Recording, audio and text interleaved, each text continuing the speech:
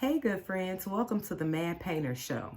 What is it that you would like to change? And I mean instantaneously change.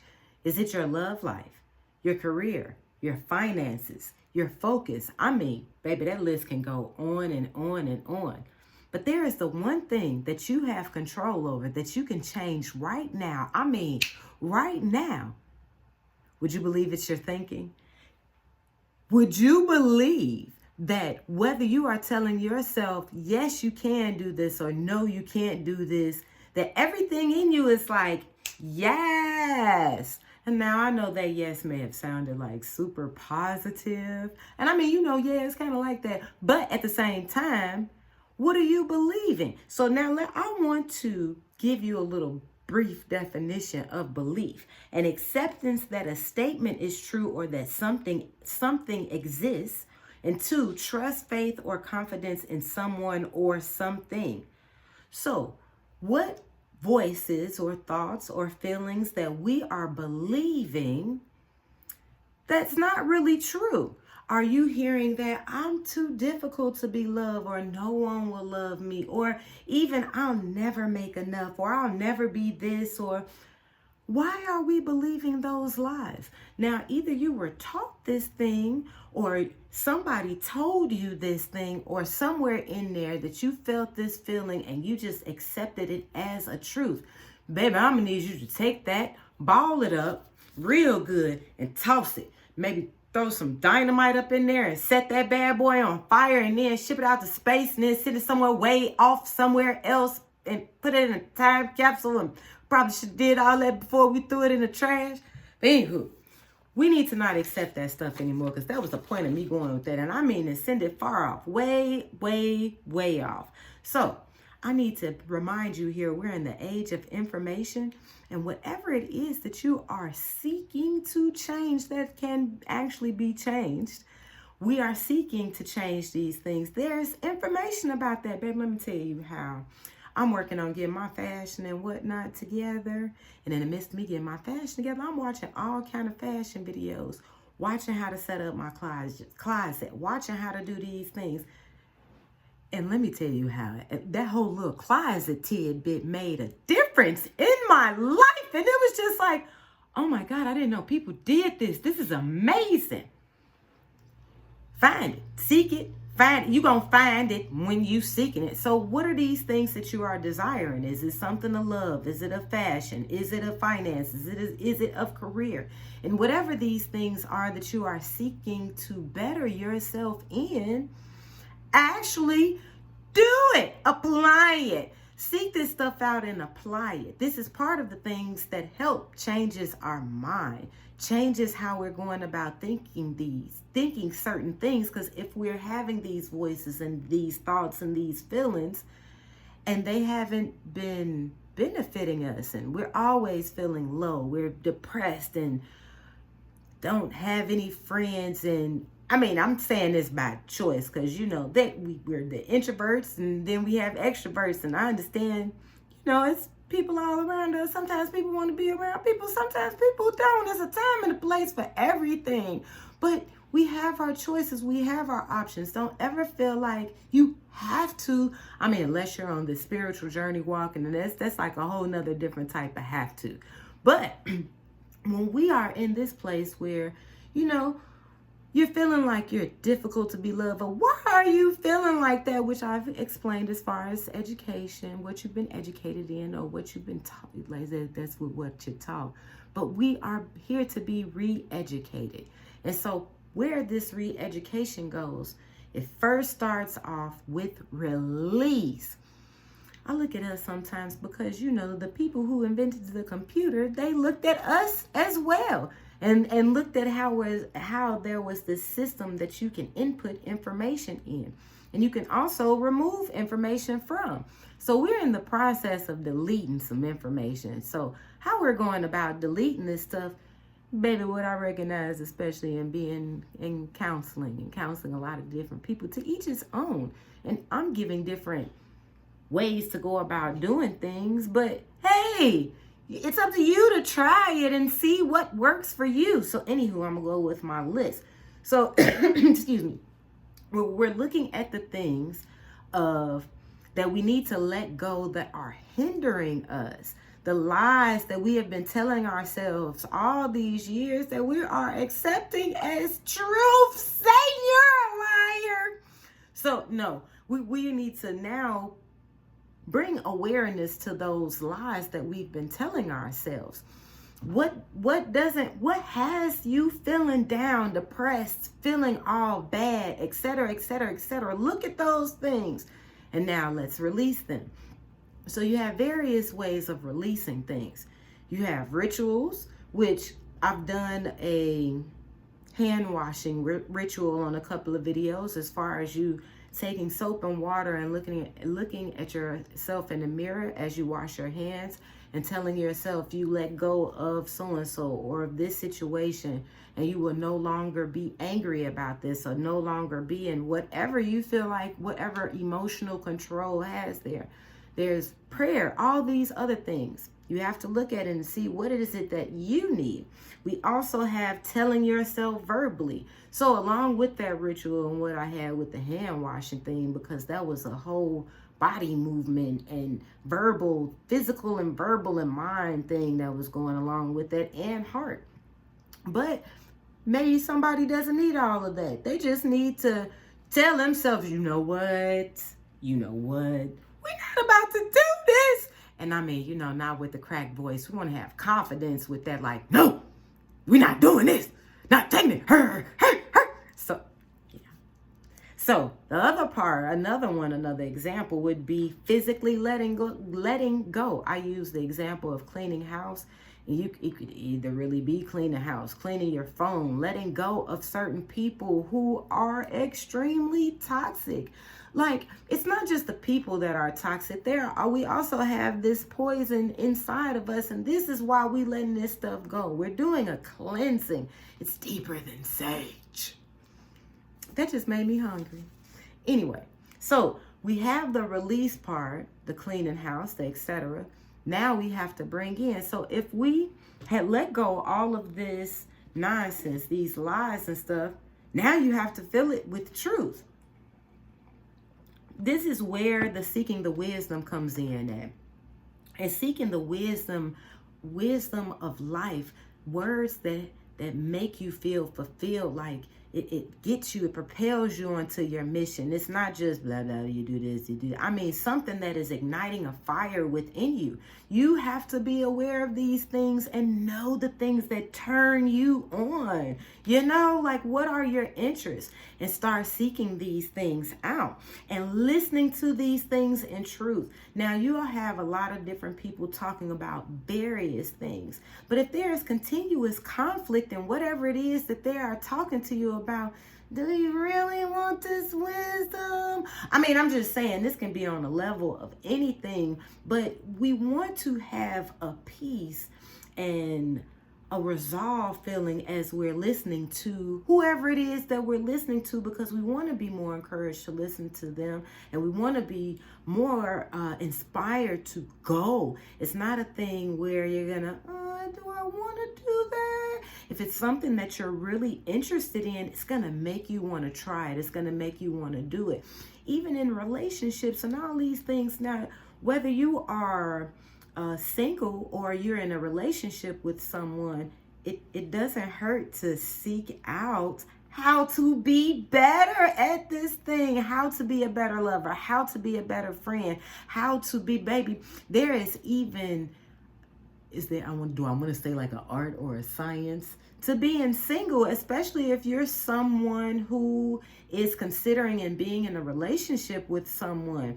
If you don't know how to be alone by yourself, if you're with a partner who has to travel or who has to be gone for extensive periods of time, if you can't be alone, baby, how is monogamy gonna work out? I mean, unless y'all got a open arrangement happening there, and that's to each his own. I have nothing to do with that, but still seek wisdom on that. Don't just go into that desire-wise. Seek information, understand how to have the hard talks with your partner, etc., etc., etc. It changes with the mind. It changes with the mind. So how do we go about changing our mind? seeking wisdom, and also seeking wisdom and love, because it's not just about you, baby. I look at myself. It's not just about me either. It's about all of us. This is a collective thing. So I'm just looking at my notes to make sure I'm not missing anything. And so we want to make sure in this seeking out and us seeking these things out in love, because as we seek this thing out, it's not just a mission of money. It's not just a mission, I got to have this. No, it's becoming better. And as we're seeking this out in love, we're becoming better and and loving in everything that we're doing. And whether you're doing something that's behind closed doors or something that you're going to be more involved with people, you're still going to be involved with people. And you know, it makes the mission better when you know how to love and you have this relationship happening. And so this is where this whole mastering self-love thing comes in at, because we want to have this instant gratification thing and all this stuff like that. But really, instantly, what we can change is our mind. It may not be an instant made up thing, but that's where the process comes in at. So in this mastering self-love, it is actually mastering control of yourself while and it's just like I got just kind of stuck there for a second, but you're learning how to master yourself in experiencing this relationship through and with God, and while He's in you. And you know, it's an invitation thing, you know, it's why you have the whole wheel, but this whole thing is about changing your mind. And also in changing your mind, it changes your heart. It gets you focused on a whole nother path, on a whole, like your decision. I'm just blabbling on and on. So I looked up, I'm sorry, the cat is attacking me. Y'all don't act like nothing. But I forgot I had wrote down this whole little situation part here. The benefit of making up your mind. Reaching a decision and committing to it, which brings benefits like increased focus, clearer direction, stronger motivation to take action, improved decision making, reduced anxiety and indecision, and the ability to confidently pursue goals with a clear path forward. Essentially, it empowers you to take control and actively shape your life by eliminating the paralysis of uncertainty. And so as I looked at that deeper, and also with the manipulation thing and looking at our desires, I thought about like, how was I on the fence about certain things? How did I get caught up about stuff? And even in places where I was being truthful with myself, and it's like, okay, I know that situation ain't right, but I want this and this and this and this and this. And it was like, you know, my spirit would be like, girl, for real. And it's like, come on. It's like, the spirit, I wouldn't even advise that. And it's like, but you know I want this. It's like, all right, now, don't act like I ain't tell you. But then after the fact, it's like, I know you told me. I should have listened. And it's like, it takes us time through this process. So when we're on the fence about things, it has a lot to do with our desires and our ignorance. And so in thinking about that, Adam and Eve came to me, and as far as the forbidden fruit, Satan, and Adam and Eve's desires, I'm not just going to point this out at Satan, because Satan works through our desires. Hey, I know you've been looking at this. Let me put it in your face. Let me make you want it a little more. And so this is where this part of this relationship comes in at, because so in looking at Adam and Eve, because while I was writing this out, I also thought about David, because Adam and Eve didn't pray when they came up to this little situation with the forbidden fruit. And they was like, I just looked at it like they didn't tell Satan, like, hold on 1 minute. My God. Now you heard what he just said. What do you think about that? I'm gonna come back to you on that, Satan. Give me a minute. But there was no discussion with that. But then we have David, because as I wrote this out and thought about the prayers, I thought about David. And at first I was going to leave him out. But then as I write, I listened to my mentor, Bishop Bronner. And then at the very moment he brings up David and Bathsheba. And I'm like, okay, I get it. And so here David, even though he looking at Bathsheba, this is mad painter version, okay? Even though he looking at Bathsheba like, girl, yes. I see you bathing over there, girl. Now, how can I get this? Even though she married, but how can I get this legally? But at the same time, illegally. I mean, he wasn't saying it like that, but that's just how I was seeing it. So even though David was plotting and planning and had this little situation with Bathsheba, because it was more than him, it was more than the situation with him getting the forbidden fruit from her. But it was also as far as her being married, etc., etc., etc. But after all of that happened and he had the kid, and the child died. But it was still like in the midst of him praying for this child and whatever, and God was like, nope. But he was still praying. After that, it was like, it made him stronger. And then there was a whole nother situation afterward where he had Solomon. I forget, you can watch my last video. It has something to do with the struggle and the purpose of the struggle, and I can't remember it, but I will get this together. But anywho, where I'm going with this is with David, how David, even though he went through this thing, his mind was made up that I'm still going to be connected with God. I'm still going to be connected with God. It don't matter what I did. I'm still going to be connected with God. And so this is where we have different people in different places. This cat, where we have different people in different places in their lives.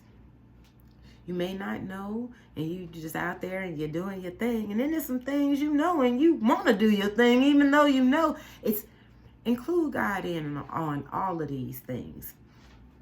Because this is the upper layer of how we're going about changing everything and changing our minds. Because we can seek out the things of the world.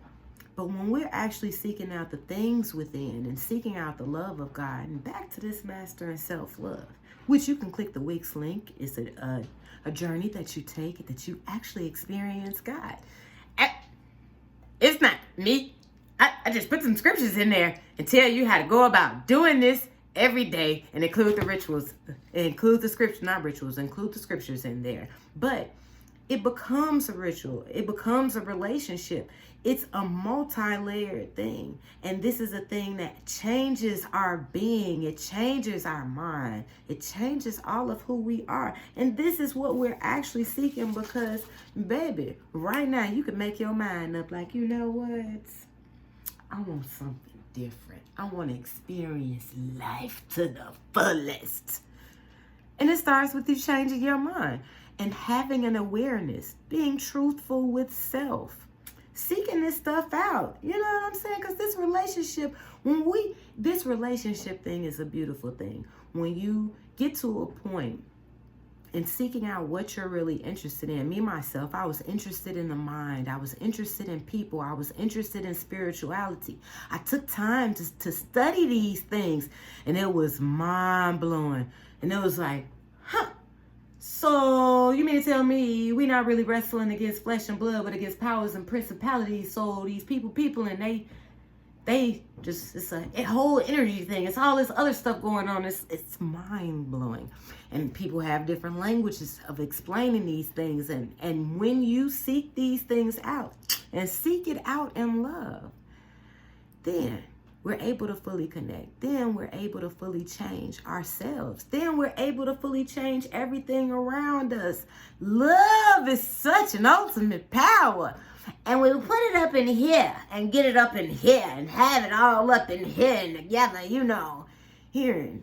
Faith comes by hearing and hearing the word of God. So we're going to hear this, baby. Hear it, receive it, meditate on it, eat it up real good, because, baby, you are loved.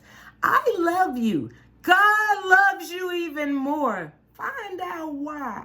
Go ahead and seek this relationship out, because you got all this stuff pursuing you. And I mean, you got the good stuff pursuing you and the bad stuff pursuing you, but you know what I'm saying? Because you valuable and you precious. You is precious. You is kind. You is all that other good stuff. Like, share, and subscribe. I love you guys. I love you guys. God loves you even more.